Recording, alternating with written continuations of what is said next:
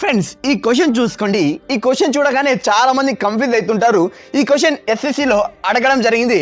మనం ఇలాంటి question solve చేసేటప్పుడు మనకు ప్లేస్ వాల్యూ తెలిస్తేనే ఈజీగా సాల్వ్ చేస్తాం. ఏ అంటే 1, బి అంటే 2 అలా తెలిస్తేనే ఈజీగా సాల్వ్ చేస్తాం. ఇప్పుడు చూసుకోండి, ఫస్ట్ మనం ప్లేస్ వాల్యూ రాసుకోవాలి ఇలాంటి క్వశ్చన్స్కి. కే అంటే ప్లేస్ వాల్యూ ఎంత 11, పి అంటే 16, పి అంటే 16, కే అంటే 11, తర్వాత ఏ అంటే 1, జి అంటే 7. ఇప్పుడు చూసుకోండి, లాజిక్ చూసుకోండి. ఇక్కడ 11 ఉంది, ఇక్కడ 16 అయింది, అంటే +5 చేస్తే 16 అవుతుంది కదండి, రైట్. ఇప్పుడు ఇక్కడ 16 ఉంది, ఇక్కడ 11 ఉంది, అంటే -5 చేస్తే 11 అవుతుంది కదండి, రైట్. ఇప్పుడు +5 -5 చేయాలి. ఇప్పుడు సేమ్ ఇక్కడ మరి చేద్దాం. ఫస్ట్ +5 చేయండి. A1లో 5 యాడ్ చేస్తే 6 అంటే ప్లేస్ వాల్యూ ఏమి ఎఫ్. తర్వాత జి అంటే 7లో -5 చేయండి.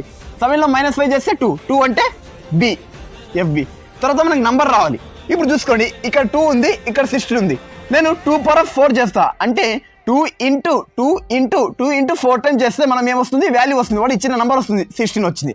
అలాగే ఇప్పుడు ఇక్కడ 3 ఇచ్చాడు, 3ని 4 టైమ్స్ చేస్తా, 3⁴ 3 × 3 అంటే 3⁴3³ ఎంత 27 × 3 ఎంత అవుతుంది 81. Option B right answer. Friends ఇలాంటి కంటెంట్ కోసం మా పేజ్ని ఫాలో చేసుకోండి. జై హింద్ ఫ్రెండ్స్.